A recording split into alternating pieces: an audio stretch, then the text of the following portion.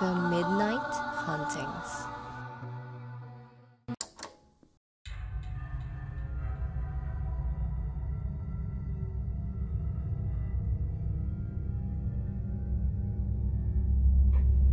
Magandang araw mga ka-midnight. Ako si Rex.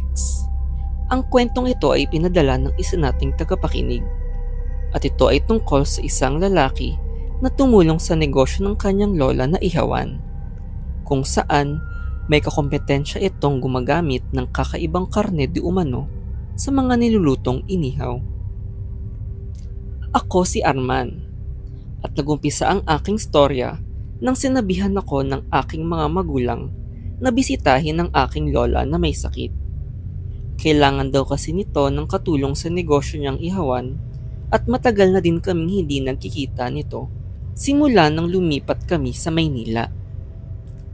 Kilala daw ang ihawan ni Lola Weng sa aming probinsya at dinarayo ito dati. Lagi naman nagpapadala ang aking mga magulang at bumibisita sila taon-taon dito.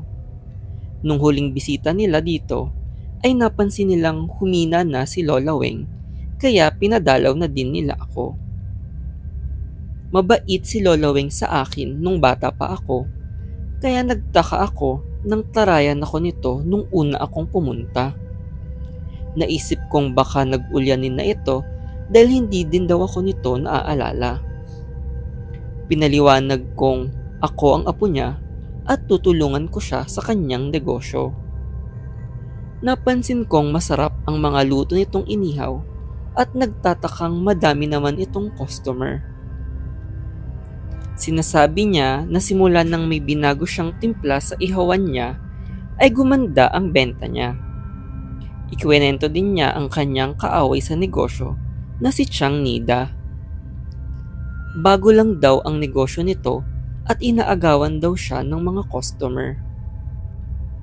Halata sa itsura ni Lola Weng ang galit kay Chang Nida, kaya hindi na ako nagulat sa mga paninirang sinabi nito tungkol sa mga pagkaing iniihaw at binebenta niya. Laman loob di umano ng tao ang ginagamit nito sa mga tinitindang specialty nito.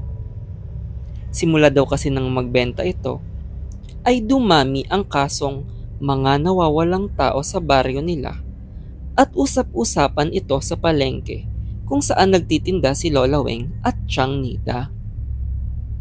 Dun ko napansin na parang hindi malapit si Lola Weng sa ibang mga nagtitinda na aming katabi.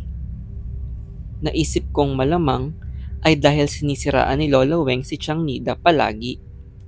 Ngunit nagtitiwala ako kay Lola dahil alam kong mabuti itong tao at baka tama ang hinala niya. Patuloy lang kami nagtitinda at nakakatuwang may mga bumabalik-balik pa din sa amin. Maya-maya ay napansin kong may humahagulgol na tindera na katabi namin. Siya ay nagtitinda din ng inihaw at nang lapitan ko ito ay kwento niya ang nangyari sa kanya.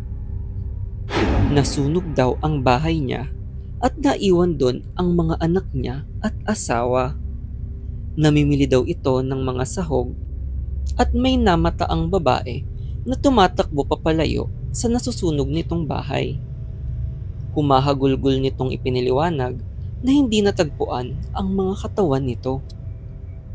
Nangilabot ang aking katawan dahil alam kong tungkol sa negosyo ang dahilan ng pagsunog na ito.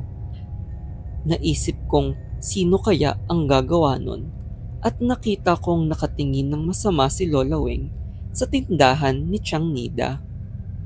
May iba na din ang mga umiiwas kay Chang Nida simula nun. Ilang gabi ang lumipas at onti-onting nababawasan ang mga pupunta kina Chang Nida at sa aming ihawan na namimili. Lalo kasing dumami ang bulong-bulungan na si Chang Nida daw ang babaeng nakita na nagsunog sa bahay ng kakompetensya sa ihawan. Gumatong pa si Lola Nida na malamang ay kaya nawala ang mga katawan sa bahay ay dahil kinuha ito at ginamit na laman pang benta.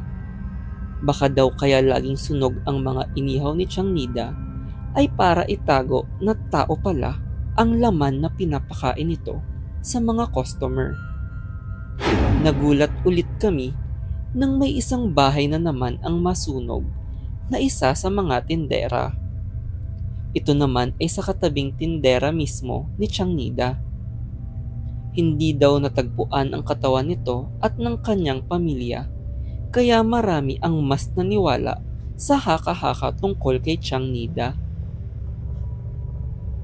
Sa dami ng galit na taga-palengke, ay nagsara na bigla ng tindahan si Chiang Nida at usap-usapan na nakikipagtulungan ito sa mga pulisya para linisin ang kanyang pangalan. Samantala, napansin kong natuwa si Lola Weng dahil tila wala na ang kanyang mortal na kaaway. Nang kinagabihan ay nakausap ko ang aking mga magulang. Naisipan kong magpadala ng litrato namin ni Lola Weng at nagulat ako nang sabihan ako ng aking mga magulang na umalis agad. Nang tanungin ko sila, ay sinabi nilang hindi si Lola Weng ang aking kasama. Ang kasama ko daw ay ang dati nilang kapitbahay na nakulong dahil tinangka niyang patayin ang aking Lola Weng. Dun ko naisip na hindi si Chiang Nida ang salarin sa mga nangyaring pagsusunog at agad akong tumawag sa pulis para ipahuli ang impostor ng aking lola. Nanginginig ako sa presinto nang ipaliwanag ng mga pulis ang kanilang nadiskubre sa pag-iimbestiga. Ang tunay na pangalan daw ng babae ay Rowena at pinatay na nito ang aking Lola Weng. Ilang buwan na daw itong nakalaya at binalikan nito ang aking lola. Ayon sa pulis, nakuha ang ilang DNA ng mga nawawalang katawan sa bagaan ng ihawang aming ginagamit. Ginagamit daw nito ang mga katawan ng biktima at hinahalo sa mga tinitinda niya. Halos masuka ako dahil mismong ako ay nakakatikim minsan ng aming binibenta. Kaya pala hindi ito malapit sa ibang nagtitinda sa palengke ay dahil akala ng iba ay bagong tindera lang ito. Naisip ng ibang nag-iihaw na ito ay pumalit kay Lola Weng at hindi na question pa. Ngayon ay matagal ulit makukulong ito dahil sa kanyang mga pagpatay. Matapos nun ay sinundo agad ako ng aking mga magulang at nagluksa kami sa pagkamatay ni Lola Weng. Ilang taon na ang lumipas at hindi na ako sanay kumain ng mga inihaw na pagkain dahil naaalala ko ang trahedyang nangyari sa aking Lola Weng. Hindi kasi maalis sa isip ko kung gaano ka magkapareho ang amoy ng inihaw na laman ng tao sa inihaw na baboy. At ang pinakamalala ay nasarapan ako sa luto galing sa ihawan ni Lola.